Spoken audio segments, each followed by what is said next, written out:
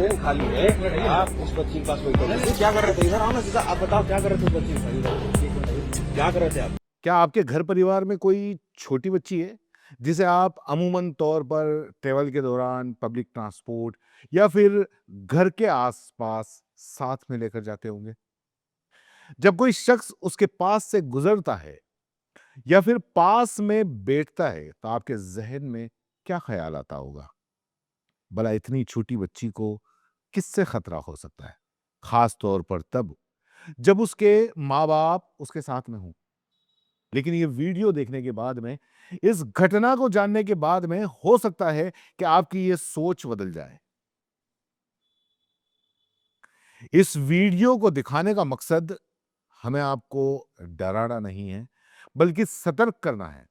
आपको ये बताना है कि कई बार दरिंदे हमारे सामने होते हैं, लेकिन हम उन्हें देख नहीं पाते। अब गौर करने वाली बात यह है कि जब ये घटना हुई, तो उस बच्ची की माँ ठीक उसके नजदीक, उसके बगल में बैठी हुई थी। फिर भी उस शख्स के सिर पर, उस कमीन जलील इंसान के सिर पर ऐसी हैवानियत सवार थी कि उसे इस बात की जरा बा मतलब डर नहीं था, खौफ नहीं था। तो मामला कुछ ये पूरा के पूरा है कि सुबह एक 9 से 10 साल की बच्ची अपनी मां के साथ में ट्रेन में ट्रेवल कर रही है। तभी एक शख्स आकर उसके नजदीक बैठ गया। अब सोचने वाली बात यह है कि पूरी ट्रेन में कई सीट पर जगह थी, लेकिन फिर भी यह शख्स बच्ची के पास में बैठा। मौका देखते ही ये शख्स, ये हैवान बच्ची को गलत तरीके से छूने लगा। इसके कुछ ही देर के बाद में जब दरिंदे को यह होश आता है कि उसकी इस गंदी हरकत को न केवल कोई शख्स देख रहा है, बल्कि उसका वीडियो भी बना रहा है, तो उसके चेहरे से हवाइयां उड़ गई। वो तुरंत अकपकाकर अपनी सीट से खड़ा होकर बाहर की ओर जाने लगता है। ये वीडियो जब सोशल मीडिया पर वायरल हुआ, तो लोगों का गुस्सा इस दरिंदे पर इस कदर था कि वो इसकी पूरी कुंडली निकाल कर ले आए। सोशल मीडिया पर शेयर की गई जानकारी के मुताबिक इस दरिंदे का नाम है शशि भूषण उपाध्याय। इसका जो पेशा है वो एचआर मैनेजर, जो कि के Birla group of sugar energies में काम करता है। बताया जा रहा है कि ये शख्स बिहार गोपालगंज का रहने वाला है और ये घटना दिल्ली से मुंबई के रूट के बीच में हुई है। लेकिन ये घटना किस ट्रेन में हुई, फिलहाल इसके बारे में कोई जानकारी मौजूद नहीं है।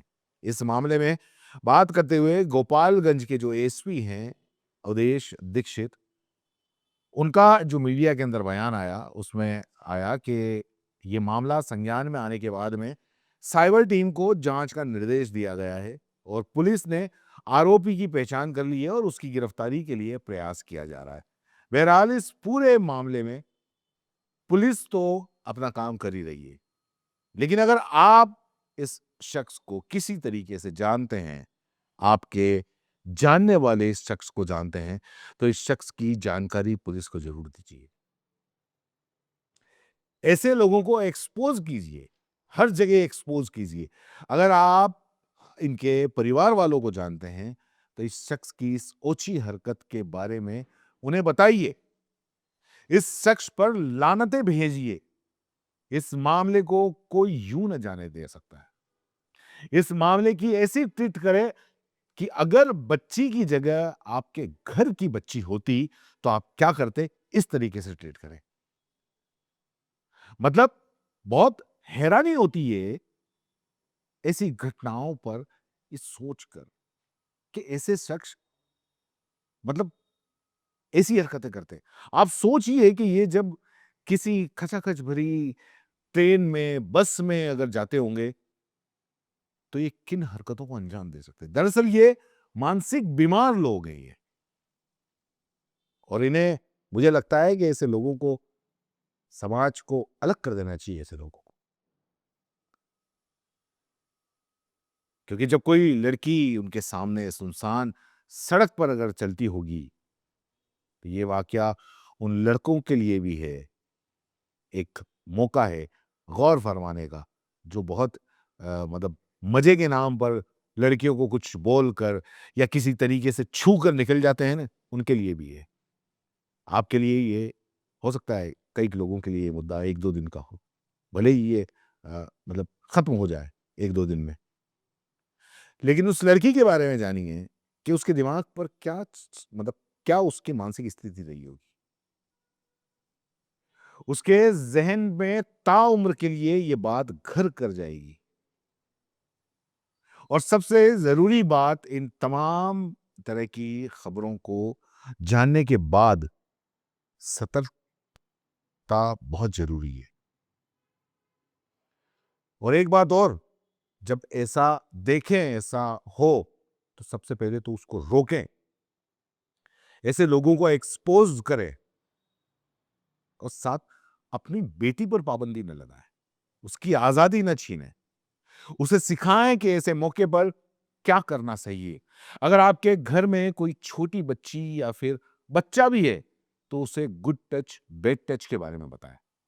उन्हें सिखाएँ कि जब भी कोई ऐसी परिस्थिति पैदा हो, जब कोई इस तरीके का हैवान ट्रेन में या बस में ऐसी हरकत करे, छूने की और ऐसी हरकत करे, गंदी हरकत करे, उन्हें ऐसा कुछ महसूस हो, तो वो अपने आस-पास अपने गार्डियंस को इस बात की खबर दें, चीखें, चिल्लाएँ, वहाँ के लोगों को बताएँ ताकि वो शख्स उसी दौरान पकड़ा जाए, उसे सज़ा मिले, ताकि अगली बार सपने में भी ऐसी हरकत करने से पहले उसकी रूह काँप जाए।